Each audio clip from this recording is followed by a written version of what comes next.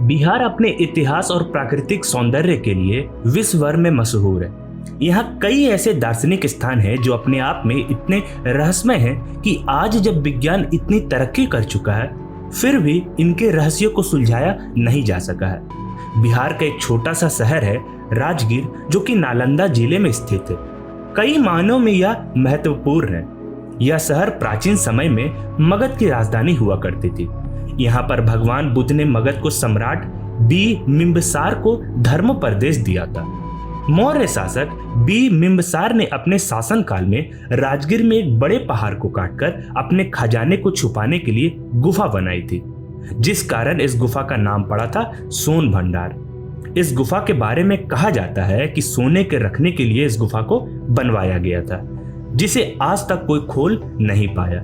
ये गुफाएं चट्टानों को काटकर उनके अंदर बनी हुई है, जो कि अपने आप में एक अद्भुत संरचना है।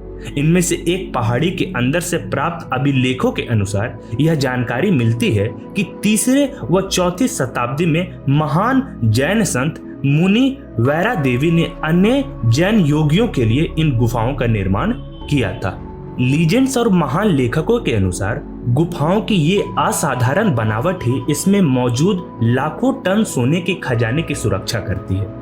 इन गुफाओं में छिपे हुए खजाने तक जाने का रास्ता एक बड़े प्राचीन पत्थर के पीछे से होकर जाता है। कई लोगों को मानना है कि खजाने तक पहुंचने का रास्ता वैभरगिरी पर्वत से होकर सपतपर्णी गुफाओं तक जाता है और ये गुफाएं सोन भंडार गुफाओं के दूसरी तरफ तक पहुंचती है।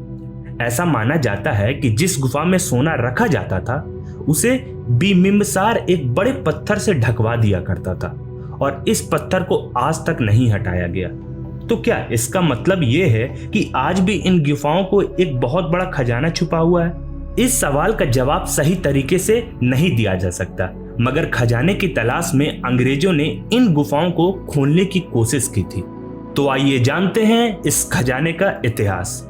यह खजाना मौर्य शासक बिंबिसार का बताया जाता है। हालांकि कुछ लोग इसे पूर्व मगध सम्राट जरासंध को भी बताते हैं। हालांकि इस बात का ज्यादा प्रमाण है कि यह खजाना बिंबिसार का ही है, क्योंकि इस गुफा के पास उस जेल के अवशेष हैं जहां पर बिंबिसार के उनके पुत्र अजात शत्रु ने बंदी बनाकर रखा था।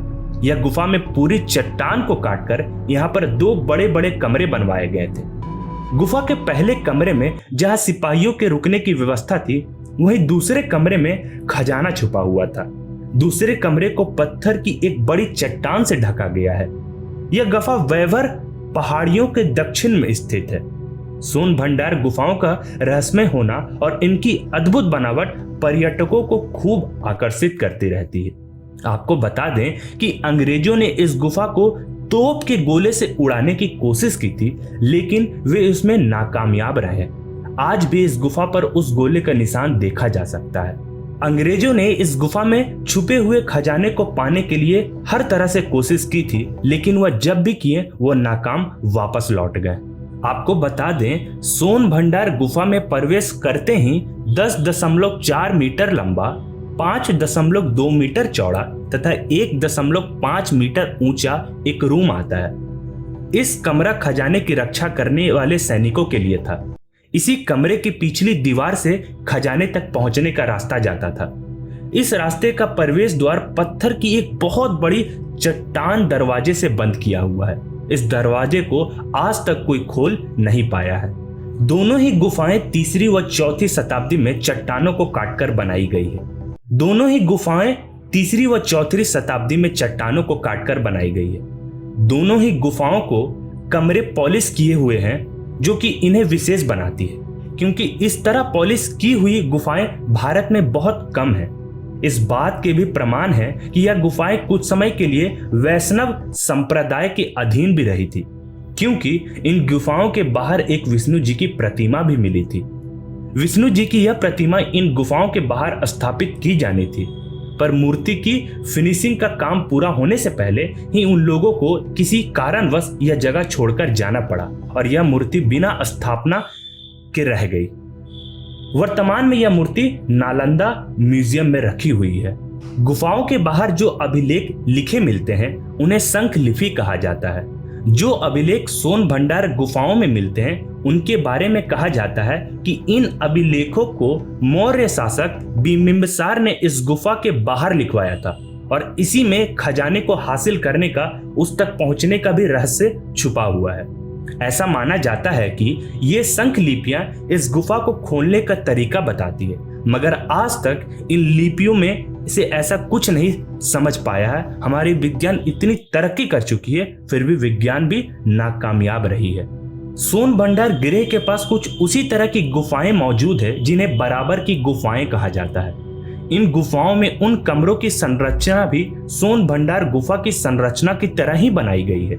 5वीं और 6वीं शताब्दी में के अभिलेख इन गुफाओं के अंदर और बाहर पाए गए हैं। ऐसा भी हो सकता है कि ये अभिलेख वहां पर आए तीर्थ यात्रियों द्वारा भी लिखी गई हो, हालांकि इस बात का कोई ठोस प्रमाण नहीं मिलता है। इस जगह पर जैन धर्म के अवशेष भी देखने को मिलते हैं। यहाँ पर दूसरी और बनी गुफा में 6 जैन धर्म तीर्थकारों की मूर्तियां भी चट्टानों में उकेरी गई है। इससे यह स्पष्ट होता है कि यहाँ पर जैन धर्म की अनुयायियां भी रह रहे थे। मौर्य शासक के समय बनी इस गुफा की एक चट्टान पर शंख लिपि में कुछ लिखा है। इसके संबंध में यह मान्यता प्रचलित है कि इस शंख लिपि में इस खजाने के कमरे को खोलने का राज लिखा है। कुछ लोगों को यह भी मानना है कि खजाने तक पहुंचने का यह रास्ता वैभवगिरी पर्वत सागर से होकर सपतपर्णी गुफाओं तक जाता है, जो कि सोन भंडार गुफा के दूसरी तरफ पहुंचती है। तो चलिए दोस्तों, वीडियो का अंत करते हैं। उम्मीद है आपको ये वीडियो अच्छी लगी होगी, और यदि आपको ये वीडियो अच्छी लगी है तो कमेंट सेक्शन में ज़रूर बताएं, और यदि आपको हमारे चैनल से कुछ सीखने को मिलता है तो लाइक करें, सब्सक्राइब करें। Thank you.